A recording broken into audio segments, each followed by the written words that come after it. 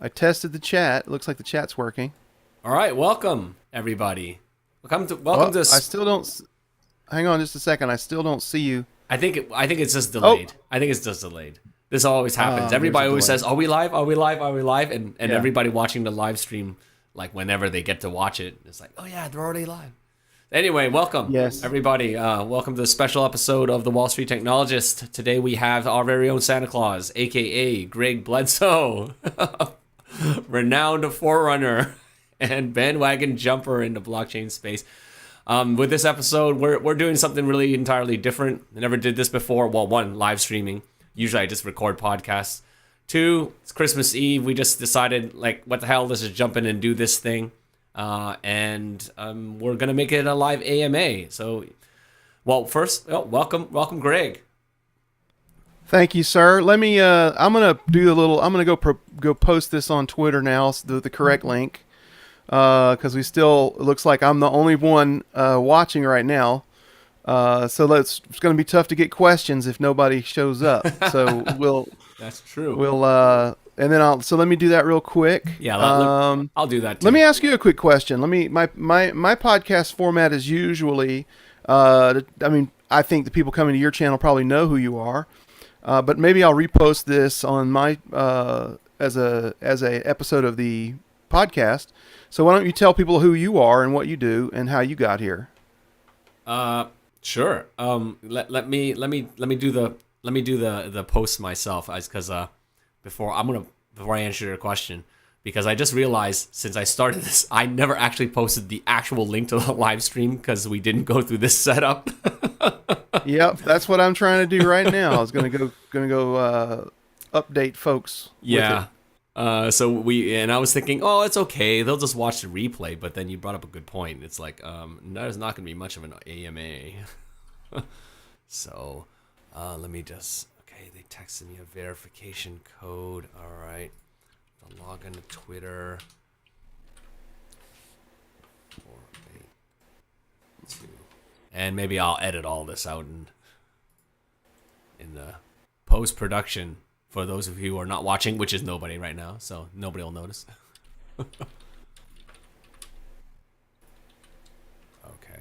boom. And boom. All right. Okay. Or now that we're posted, we can kind of think of it as like, okay, the chum is out in the water, and maybe That's right. 30 minutes or so people will show up. Yeah, okay. Back to your question. Who am I? What am I doing in this space? History and this kind of stuff. I guess. Well, I'm Jerry, the Wall Street Technologist. I've been maybe about 8 years in the space. Basically, I started with 14 years of a career in Wall Street doing technology. That's why the Wall Street Technologist. And I left in 2014.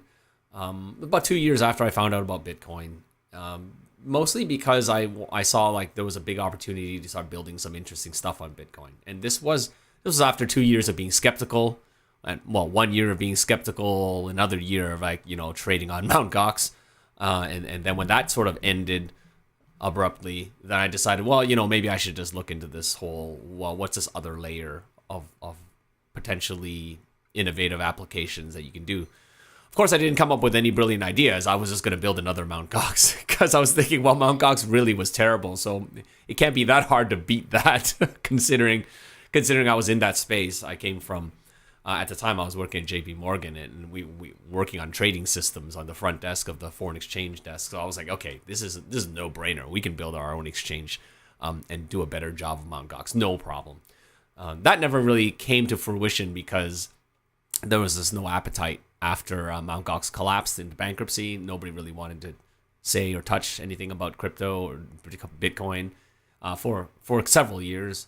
Then 2017, I started 2018, started SBI, which is a financial group in Japan, and to start up their blockchain development department for blockchain projects. And then I had a stint at Bitcoin Association for a little bit, and finally the last official employment I had was at Tal as the CEO first, interim CEO, COO, sorry, CPO for this blockchain infrastructure company, which is big in Bitcoin SV, which supports Bitcoin SV. And now finally I'm doing my own thing with Frobots and on an NFT game. So that's the kind of the whirlwind answer. Nice. Yeah, so we've been trying to do this for a long time, trying to get together for me to have you on my podcast or just chat. But I'm on the East Coast U.S. and you're in Japan. That's right. And that makes scheduling a little bit difficult. It's like a 48-hour turnaround sometimes for any of the coordination because our daylight time does not overlap very much. So it's like Christmas Eve for you. Yes. And it's 6 p.m., 6:30 p.m. now. Christmas Eve for me. Yeah. So I'm glad we were finally able to make this happen. I feel like we're just so well aligned on so many things. Yeah. So the biggest thing I'm working on right now is a dating website for LGBTQ chickens. So the reason that I felt like this was the right play for me is because in this economy we do whatever we have to make the hens meet. So I have to know, like, how does one identify as an LGBTQ chicken? Like, how do they? That's just a really, really terrible low end dad joke. Play on.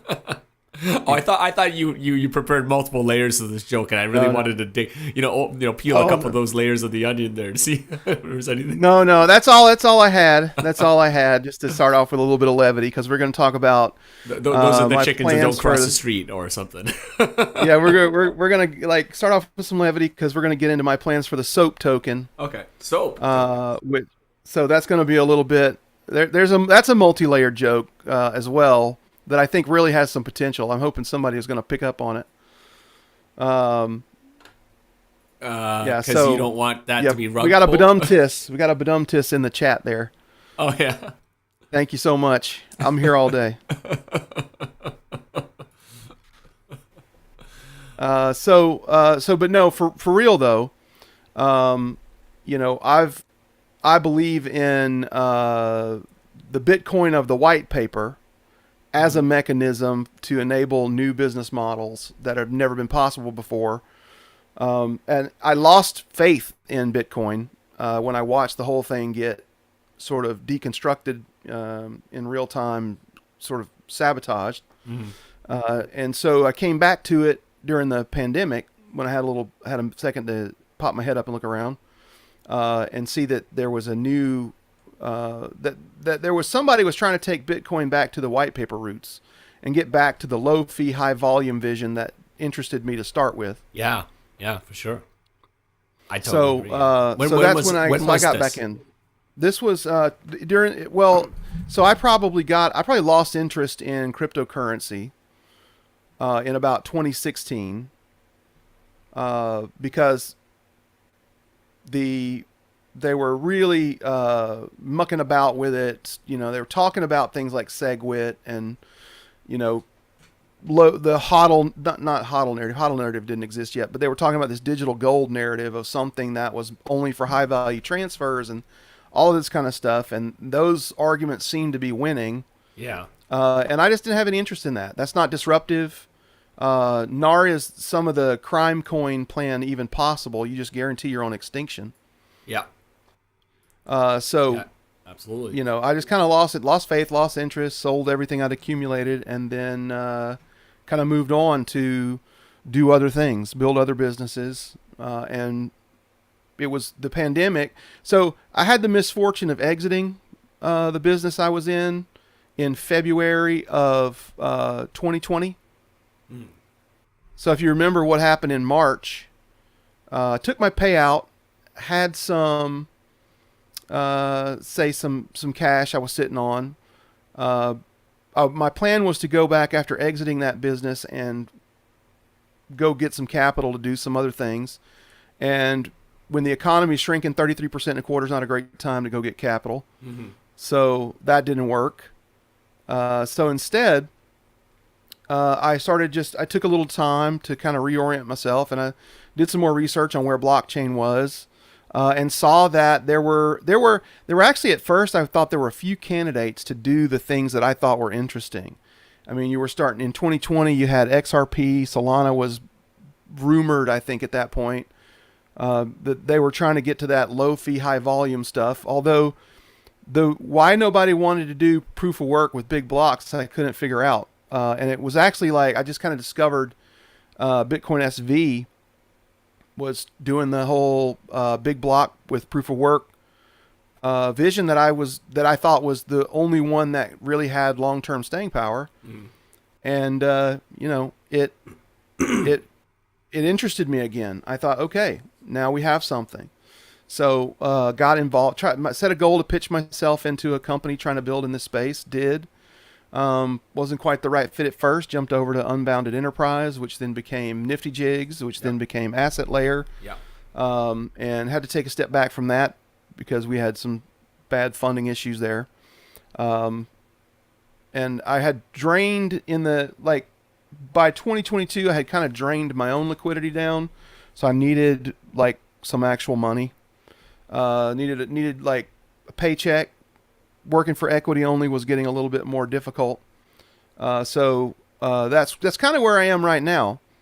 I'm wanting to stay in Bitcoin full time because I fully believe this is the future, and I'm willing to grind a few years to get to the other side, to get to that pot of gold at the other end of the rainbow. But at the same time, I got to eat.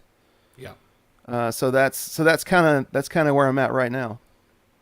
Okay. That story is, up until the point where we're talking about, starting from the point where you just started disagreeing with the utility or the any sort of promise of SegWit, that's very, very similar to my own story.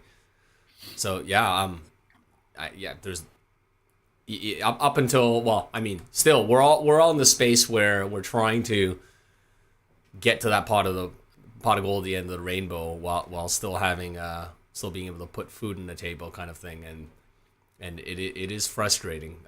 But I think this is a positive turn. This is a year that I feel was a turning point.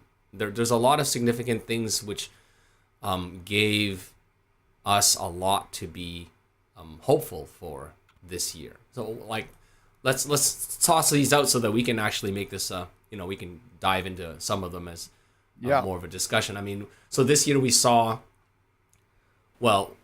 clearly we saw some of the more things which are personnel-centered drama, like the whole McCormick case against Craig, and how that, and there was a case, the other case, a Granath case against Craig. But so those things all happened this year, and they kind of panned out in ways which I suppose both sides will claim there's some medium of victory. But they did get, I suppose, it did expose a lot of evidence. And so I think from that perspective, those were interesting. And of course, moving along to the whole, more of the outside, the personnel-centric side, we have the greater economy saw the collapse of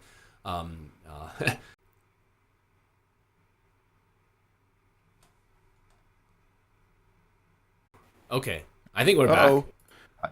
Okay, I think did you lose internet for a second there? Yeah, I lost internet for a second. That probably bummer. Yeah, where did it drop off? What was the last thing I said? The last thing that I heard was you were talking about how the last half of 2022 we started to the actual reality distortion field started to collapse. And we saw a lot of the things that we, as people who were aware of a lot of these distinctions that make Bitcoin SV really the only viable thing that's out there right now, we predicted. We said these things would happen, the algorithmic stablecoins. Okay, just to let you know, where the stream is not live. Is it for you? I don't see it being live right now. Yeah, I'm seeing it right now. Oh, you are? Okay, that's Yeah. fine. Then, my apologies. I just saw it just like went dark and came back though. But The live stream on YouTube though, right?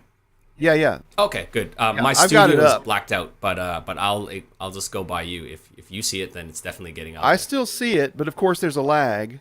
Yeah. Okay. Okay. Cool. Yeah. Let me put a question in the chat. Yeah. I don't see the chat box, but maybe it's spinning. But maybe it'll come back for me. All right. It looks like it looks like it's working to me. Just on like I don't know 5-7 second lag. Okay.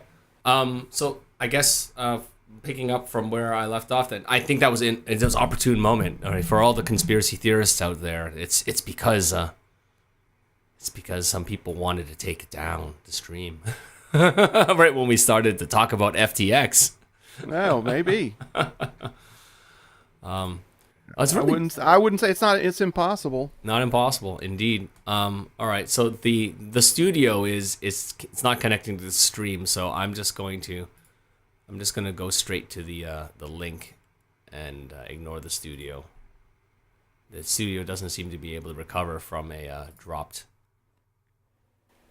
Yeah, I mean it's still going. So it's still okay. The stream still seems to be going. I think everybody can still hear. I put a question in the chat. Can everybody still hear? There's 5 watching, which is probably you and me, and then at least 3 others. No one has answered that they can still hear yet, but I think they can. I could actually turn the volume up on this real quick. Hang on just a second, and then give me a testing. I'm just typing something into the chat through the web through the. Everybody can still hear. I put a question in the chat. Can everybody still hear? There's 5. Yeah. Yeah, I think we're good. So I can still hear myself over the. Okay, awesome. Over there. So I think we're still live. Okay, so anyway, we were talking about the collapse of Luna, which was just a precursor of all of the excitement that was going to go down. That a lot of people in the crypto industry think are negative, but I think we in Bitcoin SV think are positive. Yeah. Because we have to see the scams and all of the Ponzi schemes collapse and burn out before we can get to the really interesting stuff. Before people like fix their mindset to stop thinking of this thing like you're gonna buy Bitcoin and it's gonna make you rich. You're gonna build with Bitcoin and it's gonna make you rich. Yeah. Yeah. You have to. It's pipes. It's pipes. It's like the people who wrote the internet. You know, they did not get rich because of they made an internet protocol, right? It was everybody who came afterwards, like Amazon, eBay, Google, that got rich. Maybe even Pets.com. Well, they're founders anyway. Yeah, exactly. So, and I guess that was the key innovation of Bitcoin and the blockchain industry that it started was that you could build a protocol, and because of tokenization, it's like, hey, now I can exit immediately without actually going through this whole fickle IPO process. Who needs to do that? Right. I'll just come up with an idea, write a white paper, gather money, issue tokens, and then cash out myself. Yeah, and then rug pull and not care about the project anymore. Yeah, not care. I mean, like, well, everybody has a token, you know. Now it's all about pumping the marketers. Pump the token more, and then everybody thinks the thing is doing better. I think it really because it plays on what people innately understand about how equities work. It's like when your stocks go up, the company must be doing better because enough of the market thinks that the stock should be worth more, so they got to be doing something useful. But blockchain and Bitcoin and all sort of this whole industry short circuits that normal feedback loop, that normal that experience that people are just trained like a Pavlov dog to react to. It's all wrong because the price goes up of a token because people paid marketers to pump the price up. And worse, not just paid marketing. If they only did that, at least it would be honest. But it's really price manipulation through collusion with exchanges and a printing press called Tether, and well, not just Tether, like Luna Coin everybody trying to make their own stable coin and Binance token and FTT token. Yep. Everybody. Yep. So you have a. I mean, yeah. listen, if I can issue my own token, which has absolutely no purpose, which absolutely has no fundamental value, no utility, no reason for anybody to need it, but then I can use that token. I printed an unlimited amount, and I can use it as collateral to get actual dollars. Right. Like Money. You're literally printing your own money. Money. It's the best grift ever. I mean, it's crazy. It's crazy that this has gone on so long and people take so long to get through it. FTT was just the start. BNB will be next. And even if it's not next, it's eventual. Yeah. Something else could go next. But listen, if BNB crashes by, say, 20%, it's going to trigger margin calls on BNB on loans for Binance, and they're going to be exactly the same situation as FTX was. Yeah. Did you happen to see that video of SBF? No, I don't think it was a video. It was a recorded conference call, supposedly between him and some potential funders that he was pitching to, and he would basically describe, like, what if we created a box, right? And then we don't care what's in this box, but governance tokens, whatever. We're gonna create this box, and we're gonna issue tokens for shares of this box. And it doesn't really matter what this box does, but as long as we get these shares, we issue these shares, we pass it on, and then we basically buy up the price of this. Then people are going to start looking like, hey, what is this thing? I don't know what it is. It sounds complicated, but for some reason it's yielding 20%. So then, some people are going to put some money in, and then et cetera. And basically he just describes the building of this. And at the end, somewhere near the end, one of the people on the call is like, well, I mean, he put it very kindly, but he said, like, he basically said, isn't this just a Ponzi scheme? And then SBF kind of just brushes it off. It's like, well, what really is a Ponzi scheme? If it's long term, I think his explanation was like, if it runs on long enough, for like 50 years, then, is it really I was like, wow. And I don't know whether that was eventually got funding from that, but he's pretty much talked himself into the fact that this is okay, right? Selling a box of nothing in it. There doesn't have to be anything in the box. That's just the perception of value. Yeah. And the problem is that only works for so long. It's like throwing a rock really high. Eventually that rock will come down because it doesn't have anything to keep it up. Oh, I guess that's why they always say to the moon, because they figure if they throw it high enough, they'll be in orbit. Exactly. They think they're going to hit escape velocity with just nothing but hype and perception, and it's not going to happen. Yeah. There has to be some sort of fundamental utility. I mean, I always tell people this is exactly the same situation that we were in with the web, with the original internet. Yeah, with the whole .com boom, right? Because people knew there was some there, but they didn't know what it was. We didn't really have the cognitive framework to really understand what we were seeing.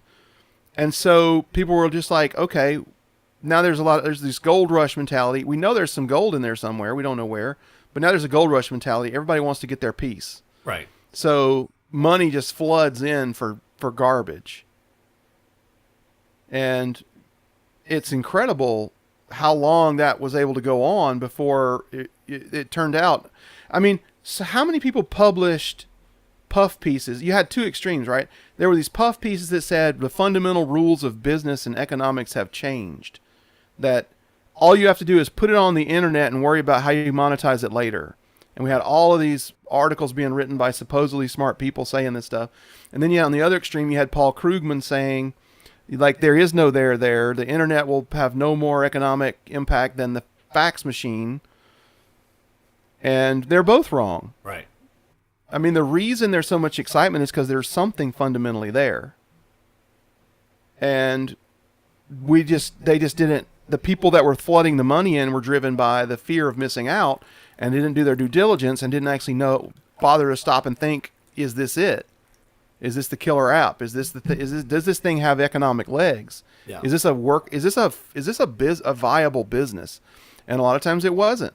Yeah. And we've got the same thing happening in crypto right now, where now we're starting to see, just like the collapse. Guess certain people put a lot of money into a lot of things that ultimately collapse, like say Michael Saylor. Oh yeah, how is he doing? I wonder. And he put a lot of money into things that ultimately had no legs, no fundamental value, and it all collapsed. And he lost his shareholders billions. And he's done it again. And people still interview him and take him seriously, like he knows what he's talking about. But he's 100% FOMO driven. Like most of the money that has come into crypto so far is 100% FOMO driven, where people who don't really have any idea what is there, they think there's something there, but they don't know what it is.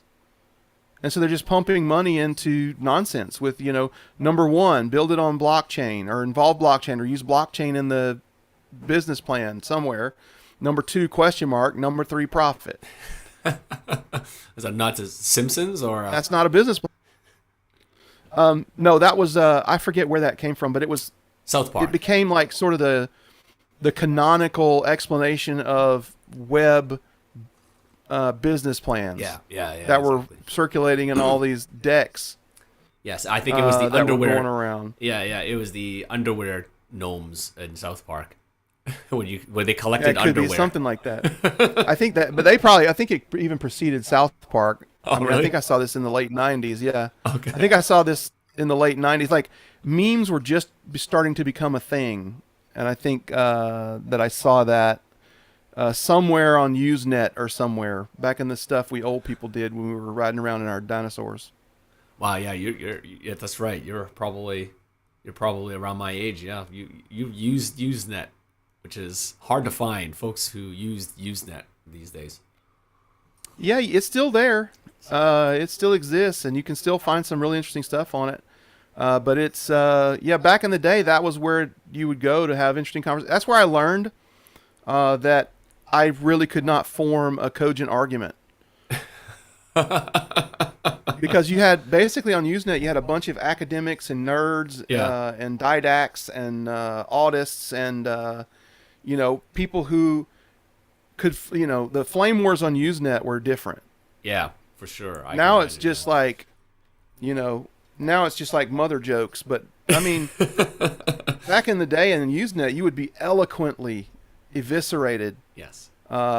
Your logic would be dissected, so there was absolutely no question that you were a total moron, and really did not deserve to ever, operate a keyboard again. Yeah. And I loved it, man. I loved it. I agree. I agree 100%. I think those days, those kind of arguments are fun to engage in, even fun, in a way, to lose, because you do learn. Yeah, you do lose.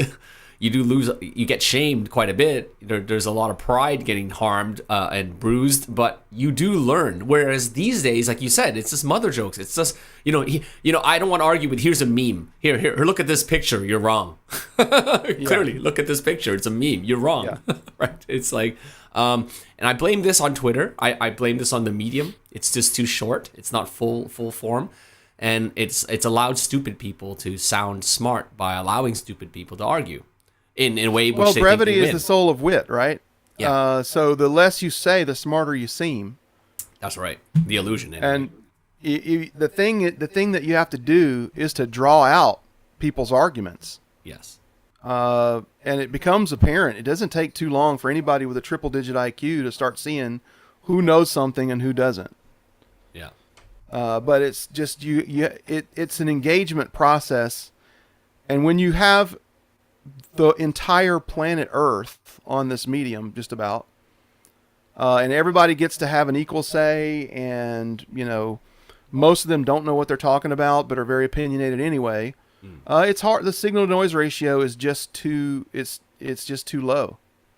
Yeah. And then it becomes unuseful, and that's why I quit. I also quit Twitter during the pandemic because of that. Because you quit using it. Signal to noise ratio was just too low, and then you had Twitter. Yeah. Taking stances and not allowing discussion, not allowing you to make any point that went counter to the approved versions. And I was just like, you know what, this isn't worth it. So I kind of quit Twitter for a while. I came back eventually when I found the BSV community, because we actually have some of those smart people that can actually engage you in a reasonable discussion. Oh man, I quit Twitter as well, and several times, but I end up coming back after about a month or two, exactly because I felt, you know what, it's almost like giving up Twitter is the easy way. You know, it's like, look, this thing is forget it. It's not going to work. It's a stupid medium. But then at the end of the day, you think like, well, you know, if there is even 100, if there's 100 of Greg Bledsoes out there, right, who are actually here to try to find other people to who can have a meaningful, intelligent discussion with, then it might be worth it. It's just you just have to grow a much thicker layer of skin. And that's what I did. I just like, I'm not arguing on Twitter anymore. I just stopped arguing on Twitter, and if someone looks like an argument, it's like, okay, block. It's like, you know what, that's easy. I'm even willing to argue. I'm willing to argue if someone until the moment when it becomes obvious someone is not arguing in good faith. Yeah, oh yeah, that's fair. They're being dishonest. They're using fallacious arguments even after pointed out. They're using straw men and red herrings, and when their point is disproved, they just change the subject. This is somebody who wants to take you in circles and exhaust your energy, and make you give up, shout you down, make you give up, and then they run in packs, they run in hordes. Yes. And there's actually like a science to this. If you've seen the JTRIG documents, where there's actually like Department of Defense guidance on how to dominate online discussion and how to draw people's attention away from the things you don't want them to know, and how to make things you want them to think are plausible that aren't are. Like there's a real science to it, and once you kind of are onto it, it's pretty easy to spot. Yeah. But go ahead. No, yeah, no, I agree. We just have to weed out, basically do our own filtering. Excuse me. Bless you. So yeah, it's but I think it's promising to me that we're starting to see a lot of these things that have no fundamental value collapse, like FTX, like FTT, like BNB. BNB is going to be ruled as security. Almost all crypto tokens are going to be ruled as security. And then you're going to see that it's going to be a very different world when people start having to take responsibility for the things they've been saying and doing. Yeah, you're right. I think that would be the last shoe to fall. Some ruling by the regulative bodies that says that these so-and-so are securities, because it really will rein in most of the bad actors. Because they're just getting away with the fact that it's like, look, we could argue that you never told us this was wrong, and we're just going to do this until you tell us that it's wrong. And then actually a lot of them had this, that was their plan to begin with. Like they know it's wrong because they do know better. Like they're not dumb. A lot of these folks who got into it in the second wave in 2017, they're from the business where they know this is wrong, but they basically said, and I have personally been in meeting rooms with some of them who basically admitted as much. It's like, it may be a Ponzi scheme, but once the law catches up, then you stop doing it. Yeah, it's like 100%. And you in the meantime, we can take advantage of trusting people. Yeah. So, it really is the mindset of a grifter. Is like, look, it may be wrong, but we'll still make a lot of money until regulations catch up. And when laws catch up, then we'll just stop doing it and basically use a lot of the money we earn to pay for lawyers to get us, a mild slap on the wrist, and we're done. We're still up, right? So I suppose that is a very ultra-capitalist way of looking at it. And, all the power to them. That is, if you want to run a legally or regulatory risky business, that's up to you. There's this freedom, right? We're all pro freedom, so go for it, man. Go for it. But when it sort of crosses the line is where, well, it's not like it certainly crosses a line, but I suppose where the people who are more ethically aligned, more morally concerned, then where you should fight these kind of grifts is basically on the battlefield which they've chosen, which is their promotion platforms like Twitter, like Reddit or whatever like that, and maybe arguing these, finding times and opportunities where you can prove, you can show these grifters for who they really are. Maybe that's on Twitter. I mean, right, having a very reasonable sort of logical, methodical breakdown of their argument to show that there's really nothing there. That's actually doing a community service. But yeah, the problem is with Twitter is that Twitter rewards pithiness. So if you can't figure out how to demonstrate in a tweet or two the reality of someone's position, then you're going to have a hard time kind of getting people to delve, 16 tweets deep. You'll have to excuse me. I'm getting over a cold. I woke up this morning and I could barely talk. I had real bad frog voice. So I'm starting to cough a little bit. Same.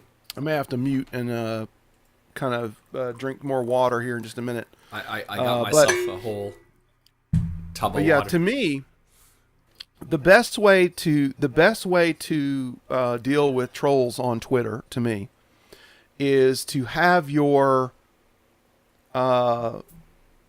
Stephen's Guide to the Logical Fallacies open on one side, and just point out every time they change the subject, every time they use a logical fallacy, and also you got to kind of cut them off from their support lines. So I like to quote retweet what I'm going to eviscerate, and then kind of show what is wrong with this argument. Not necessarily make an argument, but just show that this argument is not an argument at all, probably, or it's a fallacious argument, or it's just an ad hominem attack, or it's an attempt to shoot the messenger, or it's a red herring, or it's a straw man. And then, when their support group comes in, then you just block them. As soon as they start liking and starting to try to comment, then you block them. Because then now it's just a one-on-one. Because they're going to try to flood it. If you look at Calvin Ayers' tweet today, where he was talking about how the Hodlonaut had let slip that the trial was going to be redone because the appeal had been granted. There's like 90% of the replies are from either paid agitators, trolls, the useful idiots of the BTC Maxi tribe. And it's a combination of trying to make it seem like Calvin's a hypocrite, trying to make it, which ad hominem, trying to make it seem like, using fallacious, misleading art, pithy, but they've kind of narrowed this whole thing down to like a pithy CSW. Craig is a fraud. Craig can't code. They're good at cutting it down to these little memorable taglines. And even no matter how many times you demonstrate that there's really no there, it's really tough. So to me, you're just going to get overwhelmed with the numbers, and people get fooled by those numbers. People think if a lot of people think this, it's likely to be true, which is actually false. Right. That's that whole human nature brain short circuiting that they're taking advantage of. It's social proof, right? Yeah, social proof. Exactly. People. You look at a lot of people think this is this. A lot of people are attacking this. Therefore, it's more likely to be true. But actually, if you understand how the internet works, that makes it more likely to be false. Yeah. Well, we've seen a really good. I mean, this is exactly the. I think the rest of the world is ready to understand this phenomenon, this psychological phenomenon, because we have witnessed 2 years of pandemic for over, I'm not going to go into the argument of which side, vax pro, or anti-vax, pro-vax, but look, COVID certainly wasn't handled in the way that a lot of people felt that it could have been handled better in whatever country you may happen to live in. And a lot of that was because even so, the mainstream media is using the same tactics. They're just basically saying, they're giving a lot of social consensus. They're showing a lot of social consensus and deliberately deplatforming the folks who are very loud detractors to that narrative. And it works. It clearly works. It clearly works. I mean, all of the questions, no matter which side of that argument you sit on, it doesn't matter. Look at the facts that why are we asking now, 2 years later, whether or not Fauci and all this gain of function stuff was investigated? Why 2 years after? Why couldn't we shouldn't we have been asking these questions in 2001 at least? That would be the logical time that people should have been asking questions. And the logical answer would be people were asking those questions, except you just never heard about it because they were deplatformed or banned or silenced in some way or another. So and that has to be the case, right? Like, Sherlock Holmes, right? Like there's an evidence trail there. There's no way that we just realize this now, right? Are we that stupid collectively that it took us 2 years to ask these kind of like basic questions? Yeah. So, sorry, you were saying something. Yeah, 100%, man. You were seeing all these parallels across all of these dimensions. Even the kind of like price manipulation you see in the stock market and equities markets. You see those in crypto markets. You see the same sort of disingenuous tactics to promote a narrative being used across many dimensions. You're seeing that there's just so many of these parallels, right? And I feel like we're on the verge of being able to reverse course, at least a little bit, where crypto is concerned. Yeah. So-called crypto, which is actually not a thing. Cryptocurrency is not a thing. But let's just say in Bitcoin, in digital currency. Yeah, digital currency. Digital asset, yeah. We're starting to see a lot of these tactics backfire and collapse. Yes. And the same thing's true with COVID. And, you got somebody said, I forget who it was, what's the difference between a conspiracy theory and proven fact? What? It's about 18 months. Well done. Well, witty. And, we're seeing that, we've been telling people, for the longest time that this is a big Ponzi scheme and it's going to collapse. You're going to start seeing collapse after collapse. And there's so much sort of incest among these bad actors that one collapse will lead to other collapses. And the whole thing is built, it's a confidence game, and the whole thing's built on confidence. And as people start to lose confidence, then the collapse accelerates. Mm-hmm. I mean, why is Binance doing so much to try to keep people confident? Right. Because they don't actually have anything except BNB. 60% of their reserves are their own self-issued token. Yep. And as soon as that price goes down about 20% or so, then people start calling the loans. Yep. And it's going to be rough. Grandma's going to lose her life savings because whatever's on that exchange goes with Binance. Mm-hmm. Mm-hmm. So, we've been trying to tell people that a long time. So all of these conspiracy theories, quote unquote, are turning out to be facts. Yeah. We're seeing that across a lot of dimensions. And one of the most positive things here in the last half of 2022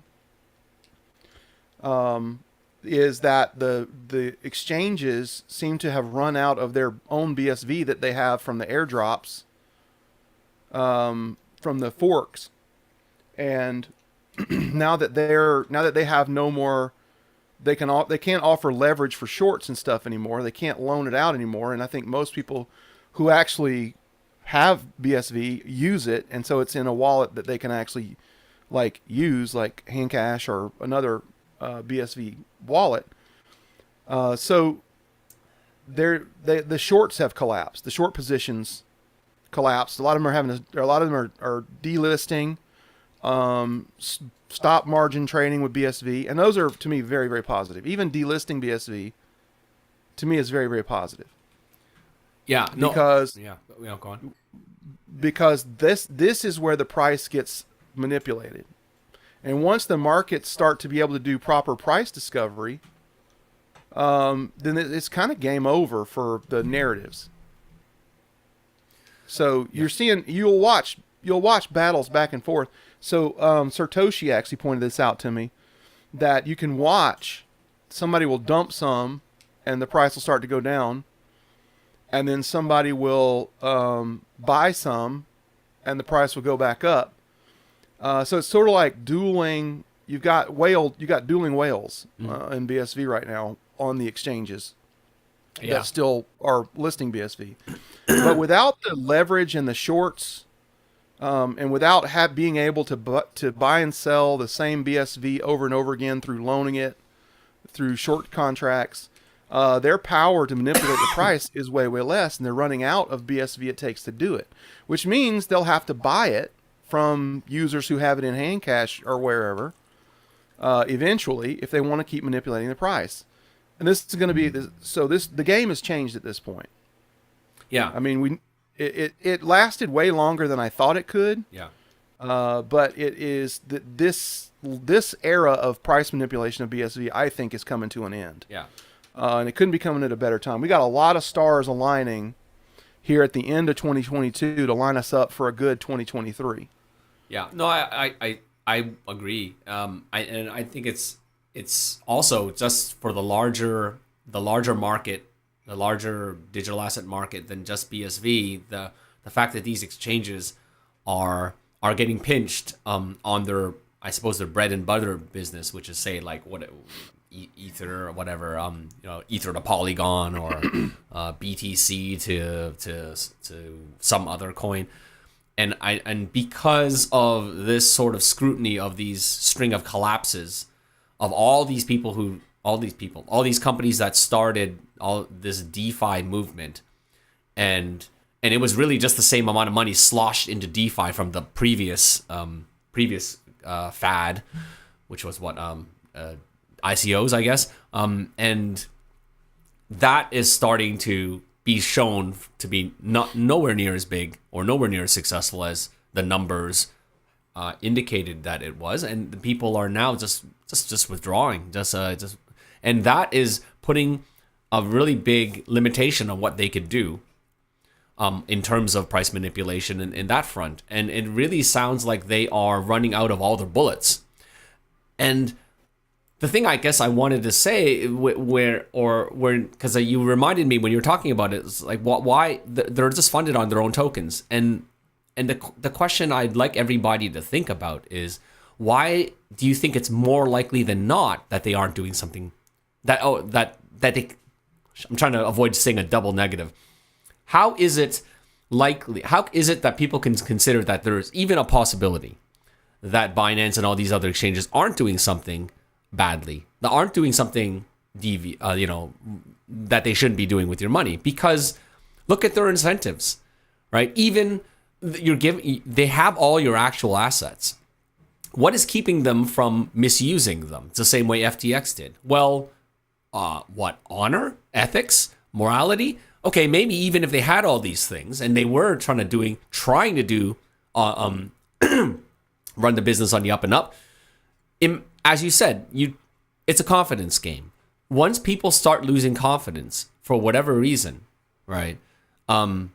They're going to lose their liquidity and leverage. And once that happens, they're almost forced into doing these bad things, even if they weren't, right? Because how else can they keep the business running? Because this all goes back to the fundamental flaw of pretty much every BTC-inspired business since 2013, 12, maybe even. I mean, you have to include, when does Mt. Gox start? 12 or 11? Every BTC-inspired business, with the exception of the whole, I suppose the folks in BSV building stuff, is based fundamentally on number goes up. As long as the number of the base token goes up, everybody does well. The rising tide raises all boats.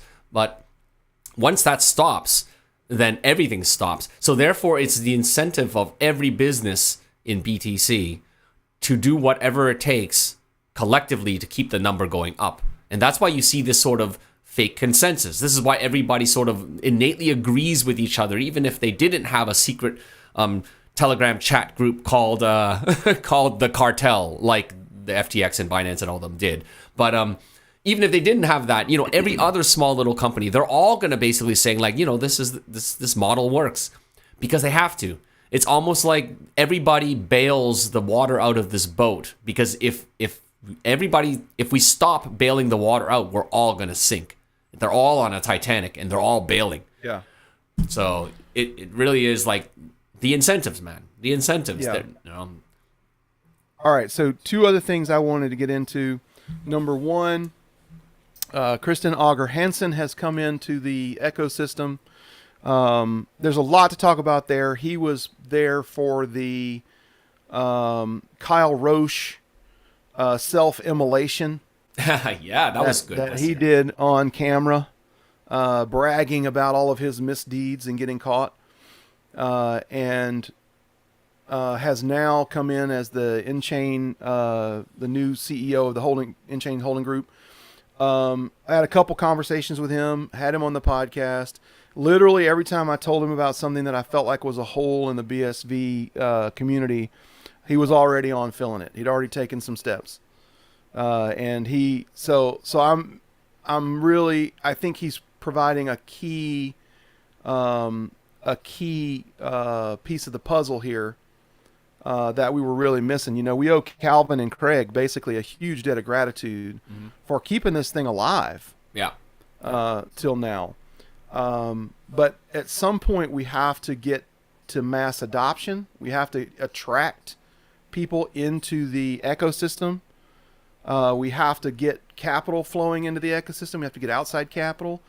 And I think Kristen may be the missing link in order to get that, with his personality and his positive energy, and his network and his contacts. He may be the one to bring that, to sort of bring a lot of that in. So that I'm really, really bullish on that. Mm-hmm. And then we're seeing all of our prophecies come true, with all of the collapses and everything. So I had a thought that I'll run by you as a Wall Street familiar. I put it on Twitter, and then as a kind of a joke, and I took it off because I thought it was a little off brand for me.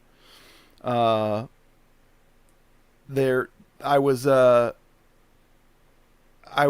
to create a protocol, a token called SOAP. You weren't joking about that. With SBF being in the Bahamian prison, and maybe being behind bars.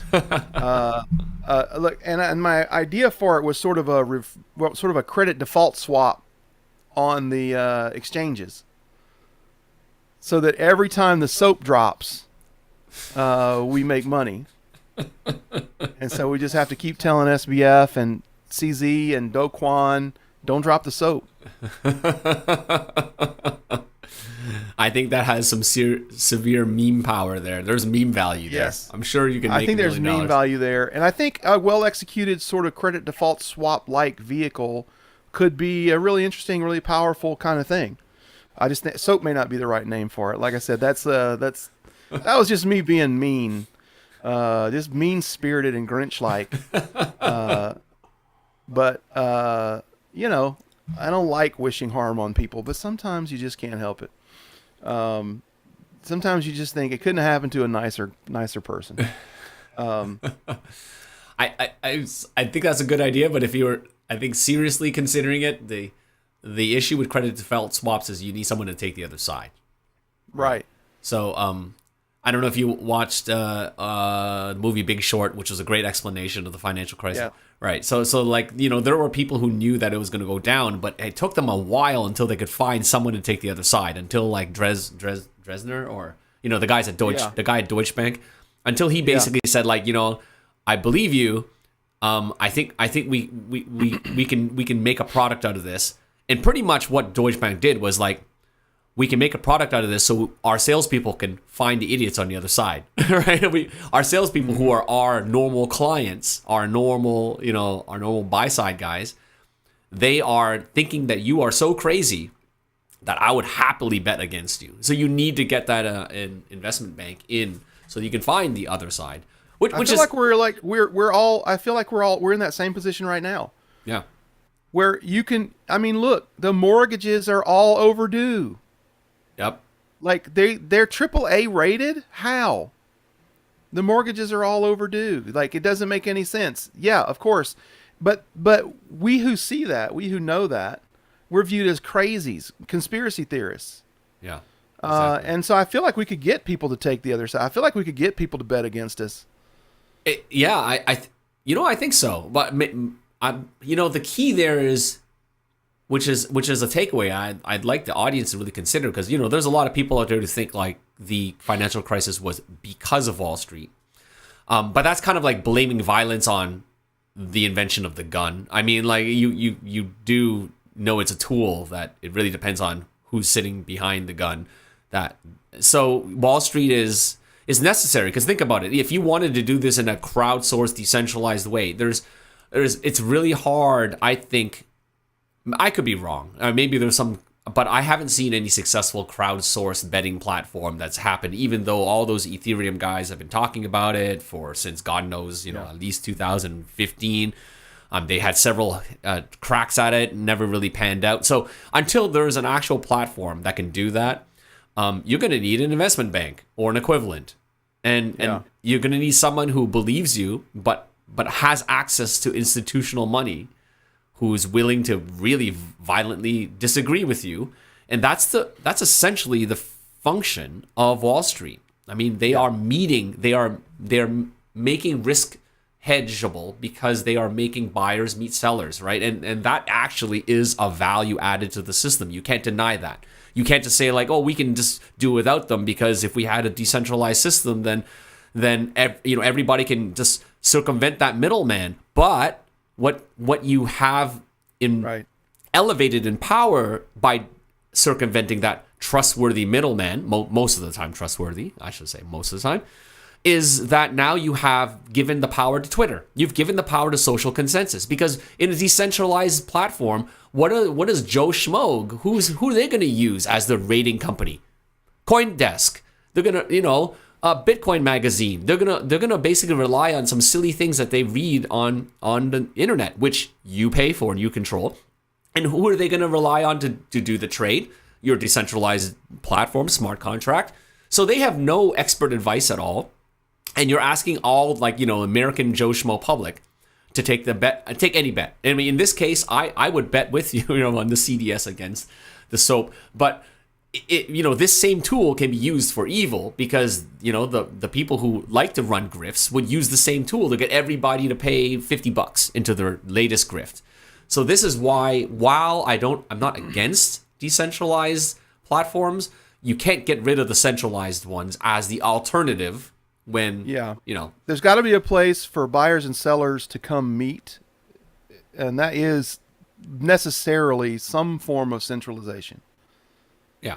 So I agree with you that you want to do that in as decentralized a way as you can, and competition among exchanges is good. But there will always be a place for exchanges, even after we don't have 3,000 crypto coins listed anymore, even when it's like 3. Yeah. Which is I think we'll probably get down to around 3 at the end of this thing. Yeah. Once reality starts to prevail, you've got Bitcoin, which is obviously your main source of scalable transfers and digital cash. But then you got maybe an experimental something like Litecoin continues to exist. Yeah. Something like off the wall maybe, that has some kind of utility, but maybe it's not the same kind of trustworthy platform. A Dogecoin, I don't know. A Shiba Inu coin, I don't know. But maybe there'll be another kind of coin or token that would be listed there. I mean, obviously you're going to have eventually, central bank digital currencies are going to happen. I don't think they'll be traded on exchanges in the same way. But I don't know. I could be wrong. We'll see. You'll have your stable coins like USDC. I think those are always going to exist. Tether will go extinct because it's run by a bunch of bad actors, I think. And if it doesn't go extinct, it'll have to be so reformed that it's something different entirely. Yeah. But yeah, so maybe we should open it up to the Ask Me Anything type. Type now we've had up to 8 watching, I think. Now we're at 5. That's a so new I record. guess people are kind of coming and going. We didn't give people a whole lot of notice, and it is 7:30 on Christmas Eve here. So I guess this is about as good as it gets. But does anybody have any questions or comments on the idea of the SOAP protocol, SOAP token, or my chicken dating website, any of those things? So while we wait for see if any questions pop up, you mentioned 2 things that you wanted to go over. I wonder if the last one is a thing, or I think it was the idea of the credit default swap and trying to figure out. I mean, when you can predict the future, you can profit. You can be in a position to profit from it. Should be. And I think to a certain degree, we know we know how the future is going to play out. A lot of these tokens will be ruled securities. A lot of people will go to jail. A lot of that reminds me. Rory just asked, "What's Frobots?" And that reminds me of a question somebody wanted me to ask you. Of could you get Frobots on Haste Arcade? Sure, I'm open to trying. I haven't actually looked into it quite at all. But because we're not we're not at the point where I want to release it to the open public yet, because our main interface, which is okay. So sorry, I'm jumping in the middle of a. So maybe first answer the question: what's Frobots? So Frobots is the project I'm working on right now. That is based around the idea of competitive coding, right? So it's kind of like an esports, kind of like a chess game-ish type of thing, but it's really trying to get people to learn, computer science, learn coding in a way which is approachable by people who aren't familiar with programming, but also make it fun so it can be an educational tool for kids and stuff who are getting started in computer science. And so the idea is that you write a robot, an algorithm that basically fight each other in an arena, and that's it. It's like a Thunderdome. Not much to it. And so it actually came about because I started off wanting to write generic computation, a distributed fashion on blockchain technology, but I couldn't figure out that whether or not this was something that I could not even monetize, but bring it to the market, because it's, to challenge cloud compute is something that's not something to be taken lightly. It's going to require a huge amount of work. So what was the smaller subset of that problem that I could address? And so instead of doing generic compute, I just said, like, well, what if what if the idea was just specific compute, like specifically write a robot that could fight each other?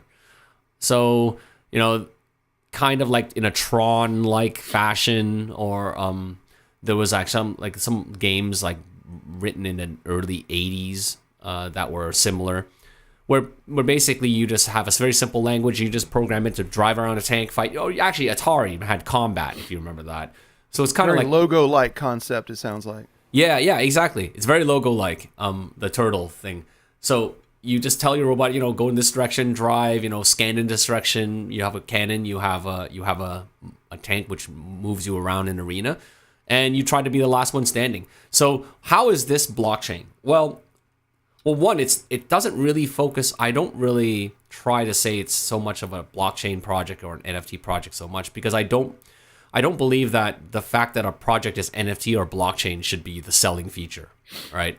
Because if I don't think people come out with games and they say like, well, buy Minecraft, it's awesome. We use MySQL and Mongo, as our backend. That's why we're awesome. It's like, no, you had a game that's pretty awesome. So by the same token, I don't want robots to be dependent on the fact that there's NFTs or there's blockchain behind it, because that's just the technology. But the key, though, of why needed this whole NFT aspect is I wanted to build something that shows people that NFTs are something more than just the present snapshot of something. For instance, every NFT now is a present snapshot of, I don't know, a silly picture of an ape or something. But a Frobot is like a Git repo for people who understand what that is. But if not, then think of it. It is an entity in itself. It has a history. It has a birth date, and everything that happens to it is recorded. So it has a path through time, just like we have a path through time, except we're in continuous space and Frobots live in digital space. So things happen, in digital slices. And so even if you were to copy a Frobot's brain at a given point in time and you've cloned it, you haven't really cloned history. So if there was a Frobot that say 10 years later, right? I built a Frobot today. I play it against a couple of matches. I play it against Greg's Frobot. Eventually it earns tokens. It earns money. Because I'm playing a lot of like epic battles with it. Maybe it won like a 10 on 10 sort of game, and it was the last one standing. And that was like an epic battle that everybody can replay and rewatch. Now that Frobot 10 years later is history, right? It's like that movie Real Steel, where there's this old battle bot that was thrown for junk, but it has a lot of experience that it's learned. Now, or it's more like it's history that's been tracked. So even if you were to copy that sometime in the future, the value of the copy is not as much as the value of the original, because the value of the original, unlike a lot of the NFTs sold today, where if you copied the Bored Ape, right? Can you really prove? I mean, you could probably prove that I'm not the same Bored Ape, but for all intents and purposes, I have the same picture. Your picture's on, IPFS. Your picture's on a website. I take the picture, I mint another token. To most people who aren't going to go to the website and check, it doesn't matter, because it really is, you're buying only the idea of something. Most of them don't have the rights to go on with it. But with Frobots, right, that history in a blockchain is there. And so if I sell that Frobot, anybody forevermore in the future can say, like, this was the Frobot that this person owned. This was the Frobot that fought the epic battle against Elon Musk's Frobot, right? Back in the year, 2025, right? You can't erase that because it's recorded on the blockchain ledger for everybody to see. And this is kind of uniquely, I think, something that we can use. This value of the history.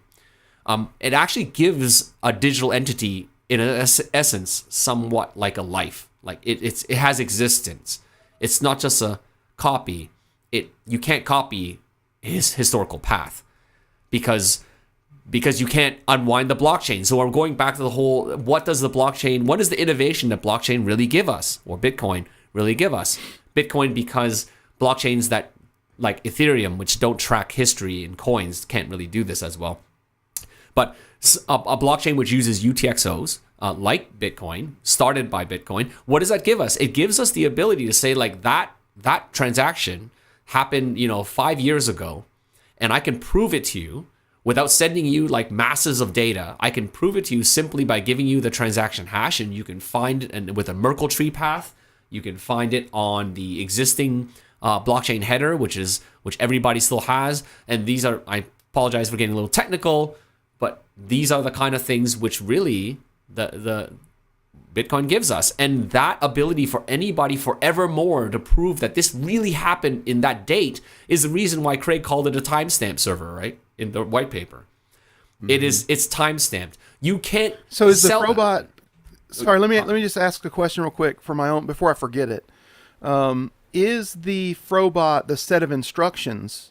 What constitutes the Frobot on-chain portion? What is the exchangeable portion of the Frobot? Is it the set of instructions that I put together to define how the Frobot does battle? Yes. Or the configuration of the Frobot, or what? It is the snapshot of its code, its configuration. It is also all its battle logs, all of its historical things that it's done, its wins, its losses. So Well, you can copy the code. And so you could say that you can have a Frobot that acts exactly the same at any given point in time. Only one of those Frobots on chain actually has a link to all the previous battle logs. You can't alter that because that's blockchain transactions, right? Mm-hmm. So it's almost like it's the historical log. I think of it that way. A Frobot is really just a journal, a log. And you can, like GitHub. So if you're a coder, so you know GitHub, right? At any point in time, GitHub, you can fork the project and you can take all the code as it is. But that doesn't mean you have not copied that project, right? That you can't copy that project. That project is owned by the original owner, and they will always own that project, even if you can copy its current code in the entire structure.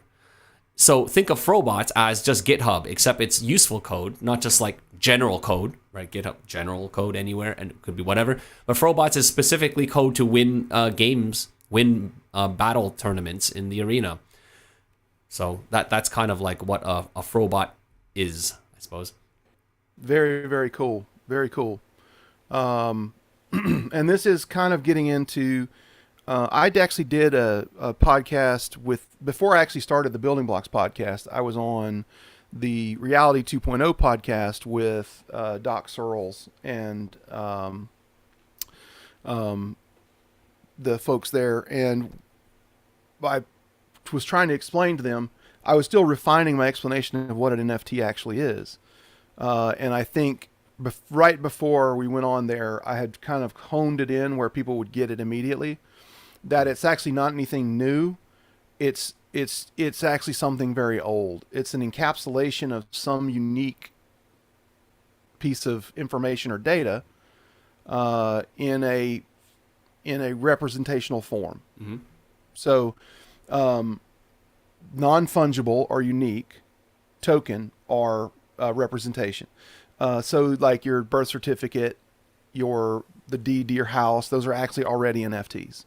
They're just not on the blockchain yet. Yeah.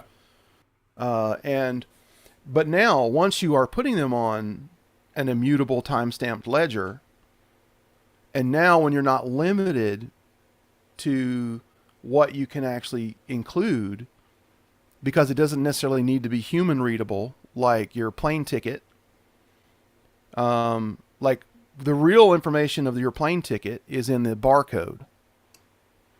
Yeah. And now what we're doing is expanding the barcode to include all kinds of other information and all links to other information in history. And we can crawl backwards in time. I mean, provenance is no longer like, it's the difference between owning like downloading downloading a image of the Mona Lisa and printing it out on your printer and putting it up on your wall and owning the original. Exactly. Like there's value in provenance. There is, exactly.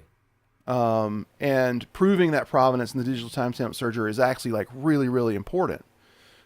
Is actually going to unlock all. I mean, the fraud can go very, very low.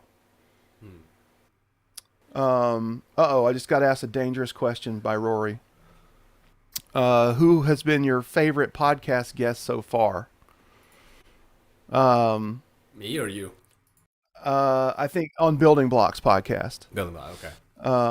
So that's a really dangerous question because I actually have really, really enjoyed every single one that I did. And it's kind of like asking me, which of your children do you think are the prettiest, or which of your children do you love the most, or something like that. I mean, sadly, I had Craig Wright on, but he was in a room with 4 flat walls, a Chinzy like gaming headset mic, and there was a lot of echo. And then he had his Zoom compression turned up high, high noise reduction, and the audio was almost unusable. I almost didn't release it, and I don't think many people have actually made it through the whole thing. So I want to go back and try to clean the audio up more and re-release it. But that's probably been, I would say that's the one that I was probably the most pleased with the conversation that we had, because we talked for almost 2 hours, a wide roaming conversation.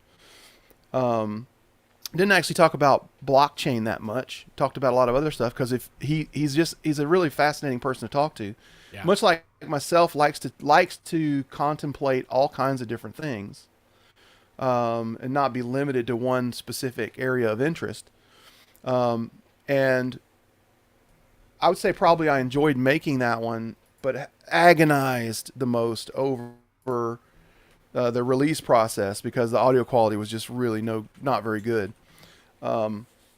So maybe it's the recency bias. I had Sino Trinity, rather than trying to massacre his actual Chinese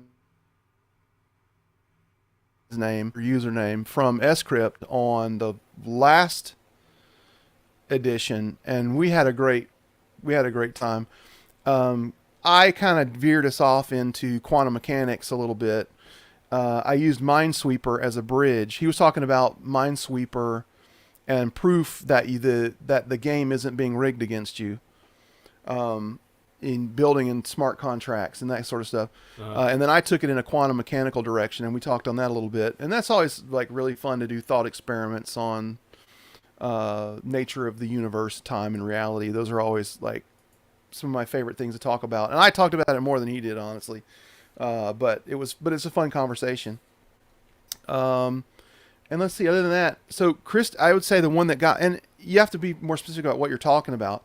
Now, the conversation I had where I was the most hyped afterwards was definitely my talk with Kristen Auger Hansen. I left that ready to grab my ass and go, jump on the boat and go raiding some shores. That one was really encouraging. But I've really enjoyed all of them. I've had great guests, and I've been fortunate to get the people on that I've had, and I don't know that I can pick a favorite guest or a favorite episode. I like them all differently for different reasons. I know that sounds like I'm just trying to be diplomatic, and there's a little bit of that in there, but I mean, I really do. I just enjoy talking to interesting people about interesting things. I wish I could get people to disagree with me a little bit more, honestly, on the podcast, because this is where you really learn the most, and it's where I have the opportunity to learn the most. So I will say with Jack Pitts, I probably learned the most because he was talking about the nature of money and how deflation and how inflation really is going to lead to a deflationary collapse. And I'd say probably I learned the most that I didn't already know from him. But I don't know. I don't know how to answer it really. I've enjoyed every one for different reasons. There's something unique about each one that I've really enjoyed. Does that sound like I'm just being diplomatic, or am I are sincere? Because I am being sincere, but also diplomatic. It does sound a little bit like a cop-out, but it's hard to choose, I would suppose, given that group of people. Yeah, I mean, and I didn't even mention, everybody that I had on. Oh, hello. I haven't even mentioned, we probably are going to, it's a good reminder, we're probably going to have to wrap it up. My grandkids are actually visiting right now, so I'm probably going to have to go back and hang out with them a little bit more. Yeah. But I mean, I've had a great group of guests. I had Kurt Workert on, and we had a great conversation. You have to have want me to get on. him back on. I haven't been on your show. Although... I know. Well, there's a lot of people I still want to have on that we just haven't. It hasn't worked out yet. Yeah. You're one of them. We've tried to pull the trigger on it a few times. We tried. And the scheduling would just fall apart, and then something would happen. Like one time we were scheduled, and something happened, and we canceled, and then it's like we got into that 48-hour retry cycle. Yeah, that's right. And didn't end up happening. But yeah, so I think we're pretty close. I think so. Now I've been on your live stream, which is the first live stream ever. So yeah, let's get you on the podcast. And we'll go in depth. We'll pick some topics and go more in depth on them. Yeah, sounds good. Because it sounds good. that's what I really like to do. I'm looking deep dive forward on stuff. I'm very much looking forward to deep dives. And with technical people, interesting people, man. I mean, yeah, we could go into a lot of quantum mechanics. Would be really fun to discuss. I feel that, to end this on a high note, I really feel that this year we purged out a lot of the bad stuff, and I think we've really set ourselves up to really explore the more exciting things about Bitcoin and blockchain technology and digital assets and NFTs in the year to come. And there's people like Christian Agerhansen who've really given a lot of needed inspiration, needed fresh drive to BSV specifically, but to the industry as a whole. And the one thing I do want to give a shout out to is, all the work from that Craig and Latif Ladid have been doing on the IPv6 space. I mean, I sort of I'm watching all of these conferences that happen among the neckbeard gurus of IPv6, and these are not these are not exciting kind of consumer level conferences that people would normally join because they're really technical. I mean, more technical than I would consider myself technical. But these sort of I used to go to those all the time. Oh yeah, I was a IEEE member. You're still a card carrying member. Good for you. I was not anymore. I kind of moved on. I was back when I was a network engineer. Okay. I was like very bit level, building decoders and stuff. Oh my gosh. Kind of merging trying to merge IBM's MQ protocol into TCP, doing weird nerdy hexadecimal stuff like that. Oh my gosh, you're definitely coming. Let's talk about one of these on one of the podcasts. Let's do that. Let's do a networking IPv6 deep dive, IPv6 and blockchain. Because I think you would be like uniquely the person I want to talk to and have a deep dive on that. I don't. My career kind of moved on from there, but that's I got that. That's in the back pocket all the time. I came up with a novel, actually probably one of my better technical, I'm not sure it's so technical as it is conceptual, but I invented a novel NAT approach, a block level NAT that is still in the Cisco iOS to this day. Oh, really? Wow. Yeah, that we suggested to them and they implemented. With IPv6, all NATs go away. I know all NAT goes away, so it's limited lifespan on that. I don't get to brag about that very much longer. Well, but it just solved. It was how we architected our own network, and we had bunches and bunches of extranets, all on IPv4, all with unpredictable IPv4 spaces. Everybody wants to use 10 dot something, so we had a lot of collisions, and so we had to find some way to not have to connect every IP address, not to know every IP address. So we came up with a block level NAT solution. Right. And so we were solving a lot of those. We were solving hard problems back in the day. Well, you still get prestige points for being able to talk about NAT in a way, from an expert voice. That certainly is kudos points. Well, no, I appreciate it extensively on a lot of stuff from Linux level networking, server hardening, self-auditing, lots of super nerdy stuff. Yeah. Encrypting your web servers. I was just the other day, I happened across something I wrote a long time ago about how to encrypt your web servers logs and data. And just basically a tutorial on that, just a real quick tutorial. That's back there. The nerd stuff is back there in the background. I'll get back to that one day, I think. Well, I look forward to that. Because I've spent like a good maybe month setting up a home edge network using IPv6, and man, like when you start going through the nitty-gritty details of the stuff, like all of this peer-to-peer stuff that Craig and Latif are talking about, it just hits you like, wow, like that's a revelation. It's like, this is really the next revolution of the internet. I kept expecting for the longest time IPv6 to take over any day now. and it never did. But I guess now finally, I've been in that position so many times where I know eventually this thing's got to be the thing, like say Bitcoin. Yeah. But I'm just too early. I'm just too early. Exactly. It is. There's so many parallels we can draw with Bitcoin, BTC, BSV, and how getting there first and market network effects and everything sort of falls into why it's taken so long. But I'll leave you with this thought. I think the reason why it hasn't picked up is because it lacked a monetary incentive model for people to migrate. And I agree.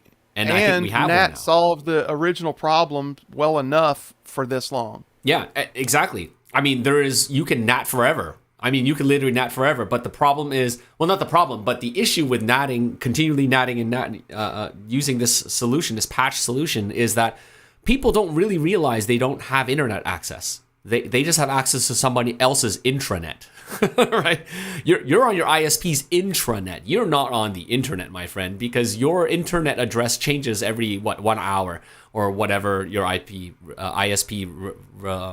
refreshes at. So you don't actually have a permanent address. It's like someone is saying like you don't really live at your house. Your address, that's not your house. You just rent it for a while. And actually, can't even control how long you rent it for. The landlord will just come in, kick you out, and move you into a new one next time. And as long as the mailman somehow manages to find your mailbox, you don't really care. And that's actually the situation. Anyway, so yeah, it's there's a lot of problems that stems from that mentality. And I think once we start building things that require peer-to-peer, people will become very suddenly, very starkly aware that they actually don't have a real internet address. And they will start waking up to IPv6. But I think that's true. And when all your devices can be streaming Bitcoin to each other, your weather kit is getting paid to stream your weather data. Just so many applications. Your cameras, you're getting paid to stream your security cameras.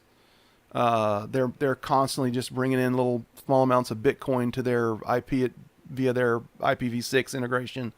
There's so many things that are just going to be possible that was just hard to imagine right now because we don't have no experience with it. So Rory asked me, how can I listen to them all, meaning the podcast? So Real World Podcast, that probably the easiest way to find everything, because right now they're still split. I haven't got everything on Real World Podcast, is to go to blockbuilderlabs.com. I think I stumbled at the beginning of that. blockbuilderlabs.com/podcast, and click on that very first link and follow that link to Real World Podcast, where all of the latest stuff will always be available. Eventually they'll make their way over to YouTube. Eventually they'll make their way over to Spotify, because I got to go where the audience is, because I'm not really wanting to. My main goal is not to preach to the choir. Right. That's how I can get plenty of pats on the back and massage my ego and stuff. But I'm trying to bring people in. My goal is to talk to the crypto curious, and the people who don't necessarily get it yet, and sell them the chicken coin, the LGBTQ chicken coin. Yeah, I expect my chicken website, my chicken dating site, to just explode. People don't understand. If you can make hens, you got to make hens meet. There are a lot of chickens in this the world. And they are being marginalized because they don't have a voice. Who else is going to speak for them? Exactly right. They can't even cross the road. I mean, without discrimination. God damn it. Can't have this. Okay, so the thing, I'm really interested in the fact that no one asked me any questions about my I was going to ask a question about that. Background. So let me ask that. Let me ask that before you reveal. Because halfway through you were talking, I was like, Greg, I really want to know, is that real? And then halfway I thought maybe that's a fake background. But can you pick up something? Can you pick up a bottle from the shelf for me? Oh, well done, sir. Well done. Hot sauces. Nice. Yeah, these are all hot sauces. I'm also a hot sauce lover myself. So I can totally agree. Oh my gosh, I think I see the same Rust book. Oh yeah, I got this one. Things to select for here. The Rust programming language, right? The one with the crab on it. Yeah. Oh Where is it? I can't. Is it not the one right beside the book you picked up? Yeah, no, the other side. Yeah, No, that one. This is actually written by my friend. Oh, it's a sequel. Okay, it's the same type, kind of. Yeah, practical sequel. This is a sequel for non-nerds, for people who just want to get stuff done with it, not understand all the. Okay, yeah, they look similar. Probably both from No Starch Press. I bet. Yeah, exactly. But my friend Tony DeBarros wrote this. It's actually really good. It's chock full of like really good examples that'll get you a long way. All right. That I. Oh wait, you got something else you want to show us? Yeah. So this book right here. This book right here brought a lot of stuff together for me. I recommend this book. Teams of Teams. General Stanley McChrystal of JSOC wrote this, and basically it's a roadmap for how to engineer an organization that self-adjusts autonomous teams. Now, if that doesn't immediately let you, like, give you some, like, chills, because that's exactly what we have to do with our organizations today, have autonomous product organizations loosely interconnected and self-correcting. Yeah. I mean, that's how you're gonna build for adapt to the market. So anyway, really good book there as well. And then I got some whiskeys and stuff up here. So I don't know. It's like phases. I use this as a Rorschach test. What people's eyes are drawn to will often tell me a lot about who I'm talking to. What they see first. Like some people go for the medals first. Some people will be like, "What is that? Is that the Declaration of Independence?" I'm like, "Yes, it is." Oh, it is. Some people are like, "Oh, that briefcase." I'm like, "Yeah, that was my grandfather's." It looks so picturesque, I have to say, that I thought it was a fake virtual background, because until you moved and I saw the books, then it's like, okay, that could be a real background. But if you just look at the bottles and the medals and the Declaration of Independence, I was going, that's totally coming from Zoom, Mike. Right? It's like one of those like stock backgrounds. No, this is my office. I built this is a little shed that was on this property when we bought it, and I finished it out and turned it into a little office for myself. Well done. And one of the things that I figured kind of earlier than other people is you're going to be in a lot of remote meetings from now on. Yeah. So put a little something back there, little visual interest, little something memorable. Yes, indeed. Actually, that's a good point. This is the first live stream. I'm gonna fix my camera so that it's more field of view, so you can actually see the back eventually. Because now you pointed that out, it's like, yeah, I do have some interesting stuff back there, but it's probably all blurry and you can't see nothing. So yeah, my lighting is way off right now. I usually have better lighting. It's like very unbalanced, but one of my I'm not sure why, but one of my lights is out, so I'm gonna have to fix that, and then I'll have my lighting will be back up to snuff. Okay, cool. So I guess we're rounding up on the almost 2 hours so I think we actually didn't get started till about 6:30, so it's been about an hour and a half. Okay. Oh, that's good. That's still acceptable, you know.